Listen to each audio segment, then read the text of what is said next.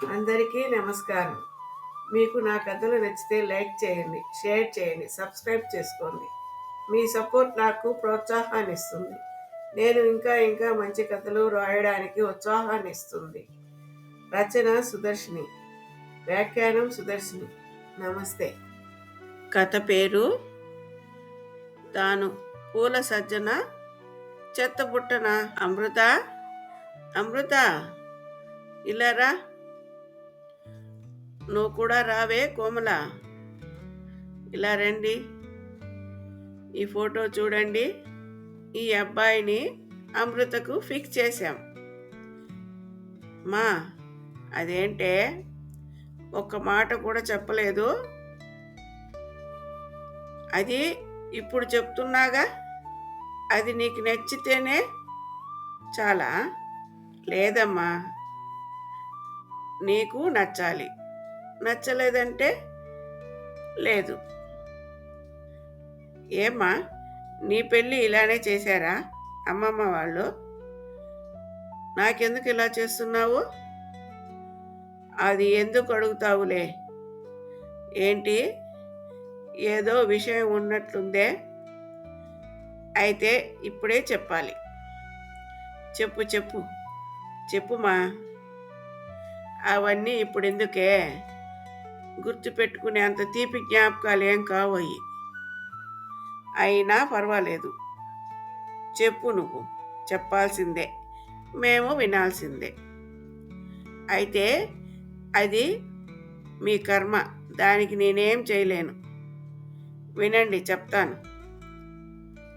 అది ధనుర్మాసం. అందున తెల్లవారుజామున, అందులోనూ సన్నని వర్షపు తుంపర, అన్నీ కలిసి ఇంకా మంచు ఎక్కువై కురుస్తున్నది. అప్పుడు వినపడింది అప్పుడే పుట్టిన పాప ఏడుపు. అమ్మాయి, అమ్మాయి, నీకు ఆడపిల్ల పుట్టిందే. జుట్టు రింగులు రింగులుగా ఒత్తుగా ఉందే. ఎంత బాగుందో చూడు పాప. బాగుందిలే. ఏంటమ్మా అంత నీరసంగా అన్నావు? ఇది 4వది ఆడపిల్ల. మగపిల్లలు కావాలని పిల్లల్ని కంటూ పోతే వీళ్ళని ఎలా చాకేది?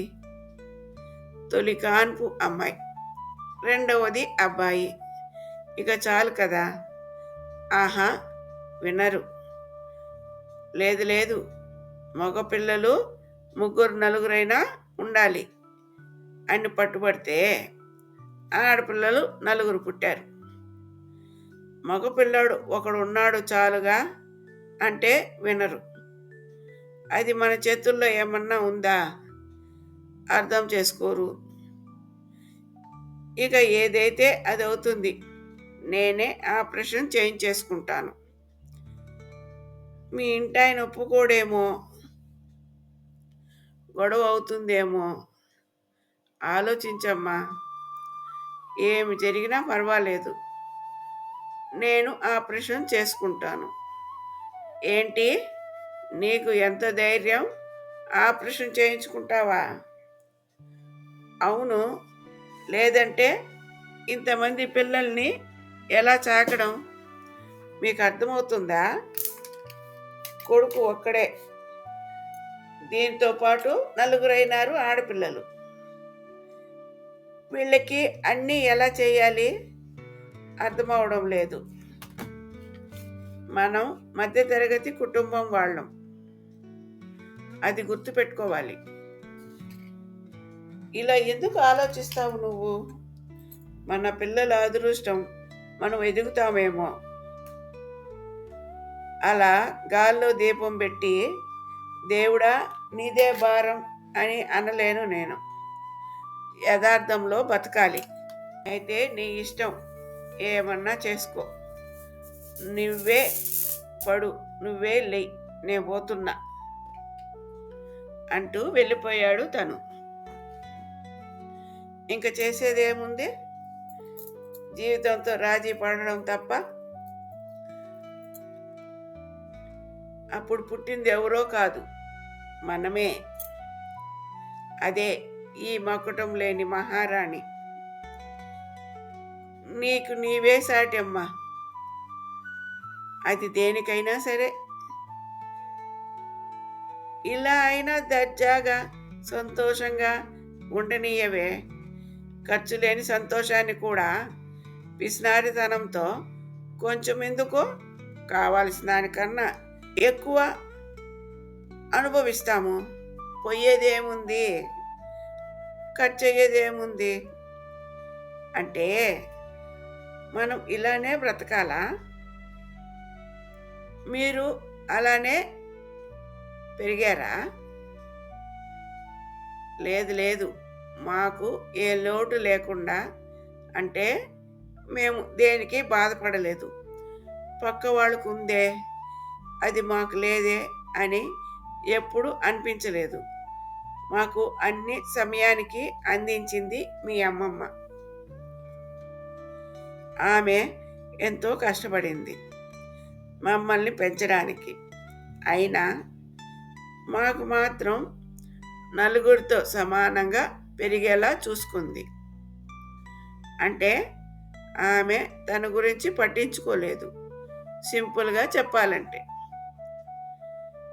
ఇలా ఉంటుంది మధ్యతరగతి కుటుంబంలోని ఇబ్బందులు. అన్నీ ఇన్ని కాదు, ప్రతిదీ లెక్కే. ఆ లెక్క ఎంతంటే పిల్లలకు ఇచ్చే ₹1 నుండి వచ్చిపోయే అతిథుల ఖర్చుల వరకు ఇలా ప్రతిదీ లెక్కలు వెయ్యకపోతే అప్పులు చేయాల్సిన అవసరం వస్తుంది. అప్పు చేస్తే తీర్చడం ఇంకా ఓ పెద్ద సమస్య అయి కూర్చుంటుంది. అందుకే మనలాంటి వారు ఆచితూచి ఖర్చులు పెట్టాలి. సినిమా కష్టాలన్నీ ఇక్కడే ఉన్నాయి అన్నట్టుగా ఎదుటి వారికి తోస్తుంది. ఇంచుమించు అలానే ఉంటుంది. అయినా కుటుంబ భారాన్ని మోసేవాడికే తెలుస్తుంది ఎలా సులభంగా దాటాలో అని. లేదంటే చతికిల పడిపోతాడు. తెలివిగా బ్రతకడం నేర్చుకోవాలి ఓ మధ్యతరగతి కుటుంబీకుడు.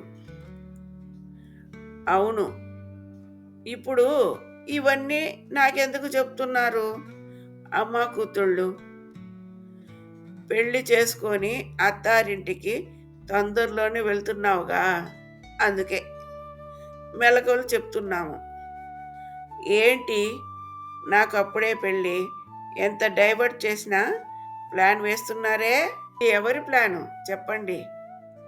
ప్లాన్ అంటే నీకు అప్పుడే 18 సంవత్సరాలు నిండినాయి. నాకు 18 అది ఏదో ఎంతో వయసు అయినట్లు అంటున్నావు. అది కాదమ్మా, మంచి సంబంధం. వాళ్ళకు ఆస్తులు బాగున్నాయట, పెట్టుపోతలు అన్నీ కుదిరినాయి, మనకు అనుకూలంగా ఉంది. అందుకేగా ఒప్పుకున్నాము. ఇక్కడ ఓ ముఖ్య విషయం ఉంది. అది పెళ్లి చూపులు, అబ్బాయి ఎవరు, ఎలా ఉంటాడు అనేవి నాకు తెలియదు. పెద్దవాళ్ళు చెప్పారు, మనం వినాలా. వాళ్ళు ఏం చెప్తే అదే ఫైనల్. ఇక నో ఆప్షన్, ఓన్లీ 1 ఆప్షన్. అదేంటో తెలుసా? వాళ్ళు చూపించిన వాడితో తాళి కట్టించుకొని గొర్రె పిల్లల వెనకపోవడమే, వేరేదేం లేదు. ఇంకా ఇప్పటి నుండి మొదలు నాకు ఐమాక్స్లో సినిమా. పెళ్లి చేసుకొని వచ్చిన 2వ రోజే అర్థమైంది నాకు ఆ విషయం. నాకంటూ ఎవరు ఉండరు, నేనే అందరికీ ఉంటానని. అదేంటి, ఎందుకు వచ్చింది నీకు అంత తొందరగా అటువంటి అభిప్రాయము? ఇంతలో ఏం జరిగింది? అవన్నీ ఎందుకులే. అది కాదమ్మా, మాకు జీవితంలో ఉపయోగపడుతుందేమో ఆ సంఘటన. అది నిజమే, చెప్తాను వినండి. ఓ తల్లి తన కూతుళ్ళతో ఇలా మాట్లాడి ఉండదు ఎక్కడ. అయినా పర్వాలేదు, మీరన్నా హుషారుపడి జీవితాన్ని ఆనందంగా మలుచుకోండి. నువ్వు తెలివైన దానివే కదా. మరి తెలివికి, జీవితానికి, పరిస్థితులకి ముడివేసి సమయస్ఫూర్తితో నడుచుకున్నప్పుడే మనకు నిజమైన సంతోషం, ఆనందం బ్రతుకులో ఉంటుంది. లేదంటే ఆనందం, సంతోషం మన బ్రతుకులో కూడా ఉన్నాయి, మనం కూడా అందరిలా బ్రతుకుతున్నాము అని మనల్ని మనమే మోసం చేసుకుంటూ బ్రతకాలి. ఇంతకీ ఏం జరిగిందమ్మా? అది అది సరే చెప్తా. ఇంతవరకు వచ్చాక ఇంకా దాపరికం ఎందుకు? అది పెళ్ళై 2వ రోజు. మొదటి రోజే ఇలా మాట్లాడాడు. ఈరోజు ఎలా మాట్లాడతాడో ఏంటో. ఏమైనా నేను బెదరకూడదు, ఇతనికి ఎటువంటి బాధ్యతలు లేనట్టుంది, మాటల్లో తెలుస్తోంది అనుకుంటుండగానే ఆ రోజు అయిపోయింది. ఏదో దేవుడి దయ వలన. మరుసటి రోజు మధ్యాహ్నం కింద హాల్లో అందరూ కూర్చొని టీవీ చూస్తున్నారు. అది ఏ సందర్భం వచ్చిందో తెలియదు నాకు. మీ నాన్న ఇలా అంటున్నాడు. అది ఎగతాళిగా. అప్పుడే నేను వెళ్ళాను. మీ బాబాయిలు నన్ను చూసి మీ నాన్నను ఆపుతున్నారు. మీ నాన్న నన్ను చూసి ఇంకా రెచ్చిపోయాడు. వాళ్ళు ఎంత కంట్రోల్ చేసినా ఆగలేదు. నాకు అప్పుడే అర్థమైంది, వీడు నాకు జీవితంలో తోడు కాదు కదా, భారమని.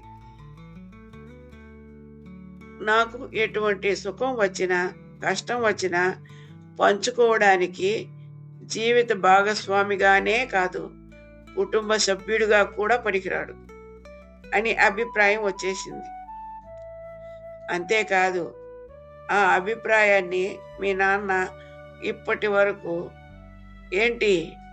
ఈ రోజుటి వరకు 100% నిజం చేస్తూనే ఉన్నాడు.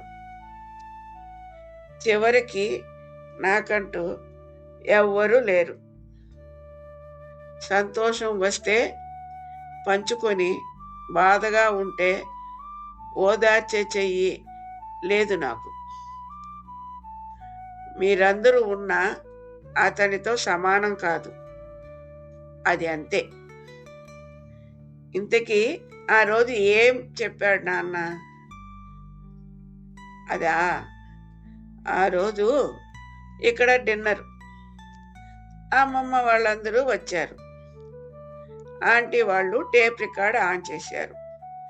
అందులో పాత సినిమా పాటలు వచ్చాయి. అవి మామూలు పాటలే, అయితే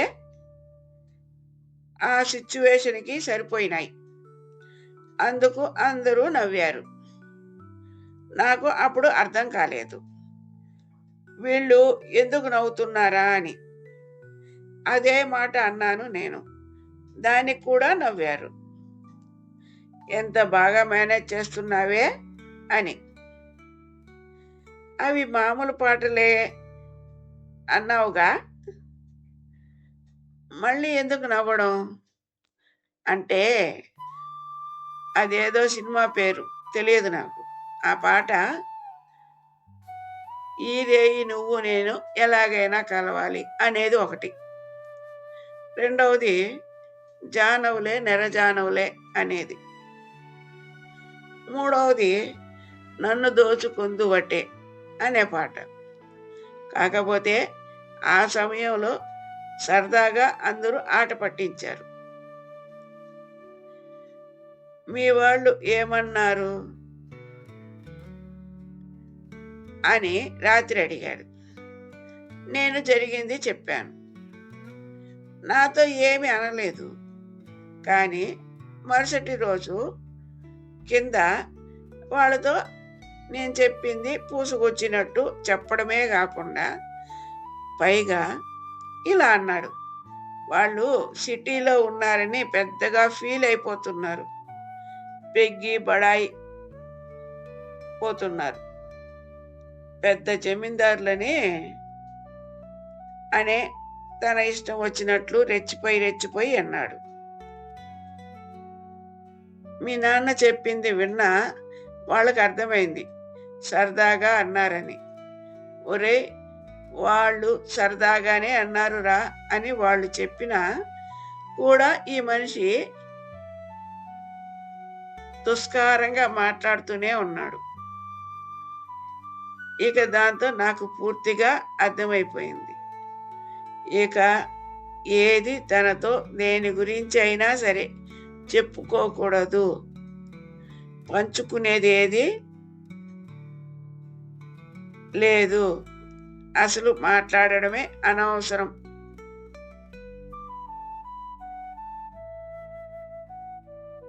అది చేస్తే పెద్ద తప్పు అని అనిపించింది. అంతేకాదు, ఈ జన్మకు ఇక ఎటువంటి రంగు, రుచి, వాసన లేదు, ఉండదు, రాదు కూడా.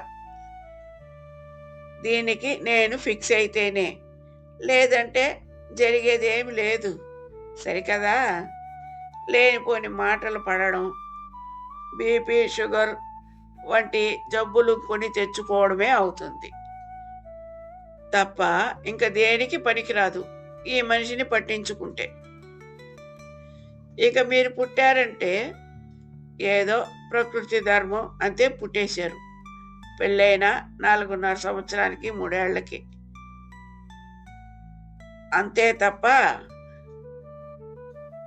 ఇంకేం లేదాడ విషయం. అంత బాధను ఎలా ఇంతకాలం భరిస్తున్నావో? అలవాటైందిలే. అది నాకు అలవాటైందో నేనే దానికి అలవాటు పడ్డానో తెలియదు. కానీ నేను దాన్ని, అంటే బాధను, పెద్దగా పట్టించుకోను. అంటే సిగ్గు లేకుండా బ్రతికేస్తున్నావు అన్నమాట. అవును, నేను ఇలా అన్నీ వదిలేకపోతే ఎప్పుడో గోడెక్కించేసి ఉంటారు. అందరూ మర్చిపోయి కూడా ఉంటారు. అంతేకాదు, ఇప్పుడు మీరు నన్ను ఎగతాళి చేస్తున్నారే, అసలు మీరు పుట్టే ఉండరు. మీరు పుట్టక మునిపే పోయేదాన్ని. మీరన్నట్టు అన్నీ వదిలేసి మొండిగా కాయ కష్టం చేసుకొని ఉన్న దాంట్లో మీరు గొప్పగా బతకాలని, మీకు వీలైనంత వరకు అన్నీ సమకూర్చాలని నా వల్ల కాకపోయినా సరే పోరాడుతున్నాను. చెట్టు ఒకటైతే చెట్టు ఒకటి వస్తుందా? ఆ తండ్రికి తగ్గ బిడ్డలే మీరు. తులసి వనంలో గంజాయి మొక్కను వేస్తే అది తులసి అయిపోతుందా? అలాగే గంజాయి వనంలో తులసి మొక్కను వేస్తే గంజాయి మొక్క అవుతుందా? ఏది దాని గుణాన్ని అది పోగొట్టుకోదు. అలాగే ఎంత జాగ్రత్తగా పెంచినా ఏ రక్తానికి ఆ బుద్ధులు అలానే వస్తాయన్నమాట. ఈ సామెత మనలాంటి వాళ్ళని చూసి అన్నారేమో. అది కాదమ్మా, మేము ఏదో సరదాగా అన్నాము. అది మీ తప్పు కాదు. అసలు మీరన్నది నాకు లెక్కలోనికి కూడా రాదు. అందరికీ నేనున్నానని అన్ని సేవలు చేస్తే చేయించుకుని ఓ చెత్త బుట్టలో చెత్త వేసినట్లు నోటికి వచ్చినట్టు మాటలు అనడం, ఇంకా కొన్నిసార్లు అయితే చేతలతో కూడా చెప్పడం జరిగింది. ఎన్నో భరించాను, భరిస్తున్నాను కూడా. నాకు అప్పుడప్పుడు అనిపిస్తుంది, నాకంటూ ఏమి విలువ లేదా? నేను ఓ చెత్త పుట్టిన వీళ్ళకి ఏది పడితే అది అనేస్తారు, వేసేస్తారు, పైగా నిందలు వేస్తారు. ఇదంతా నేను పడడానికి కారణం ఒక్కటే, నా పెద్దవాళ్ళు చెప్పిన సూక్తులు. ఎవరేమన్నా పట్టించుకోకు, నీ వల్ల ఎటువంటి మాట రాకూడదు అని వేలెత్తి చూపకూడదు. ఒక్కరు కూడా ఓర్చుకో, అన్నీ ఓర్చుకొని నిలబడితేనే జీవితం ఆనందంగా సంతోషంగా మారుతుంది అని బుర్రలో నూరి నూరి పోసి పంపారు. ఇక్కడ సీటు కింద 5.5 పదులు వచ్చినాయి, కానీ ఆనందం ఎక్కడుంది? అంధకారం తప్ప. నేను ఈ మధ్యనే ఓ దానికి ఫిక్స్ అయినా. ఏంటి మాది? అదా, నేను నాకు నచ్చినట్లు బ్రతకాలని, నేనుగానే ఉండాలని. నా ఆశలు ఆశయాలు వీలైతే చిన్నతనంలో, అంటే పెళ్ళికి ముందు చాలా చలాకీగా ఆరోగ్యకరమైన అల్లరి చేసేదాన్ని. అందుకే నన్ను అందరూ ఇష్టపడేది. ఇప్పటికీ అది మీకు తెలుసు. మీకు పెళ్ళి పేరెంటాలు చేసేసి నాకు నచ్చినట్లు బ్రతికేస్తా. ఇది ఫిక్స్. పెళ్ళికి ముందు ఎప్పుడు తల నిండా పూలు పెట్టుకొని, ఎప్పుడు సాంప్రదాయంగా బట్టలు వేసుకొని, అన్నీ మ్యాచింగ్ వేసుకునేదాన్ని. అయిపోయింది ఆ రోజులు. ఆ తర్వాత నన్ను వీళ్ళు ఇలా తయారు చేశారు. అంటే పెళ్ళికి ముందు పూల సజ్జలా ఉండే నిన్ను చెత్తబుట్టలా మార్చారు. అంతేగా, మీకే దక్కింది ఆ ఘనత. మధ్యలో మేమేం చేశాము? వాళ్ళని అనలేక మిమ్మల్ని అంటున్నా. అదో తృప్తి. అయితే గ్యారంటీగా ఐ విల్ బి బ్యాక్. నమస్తే. శుభం లాభం.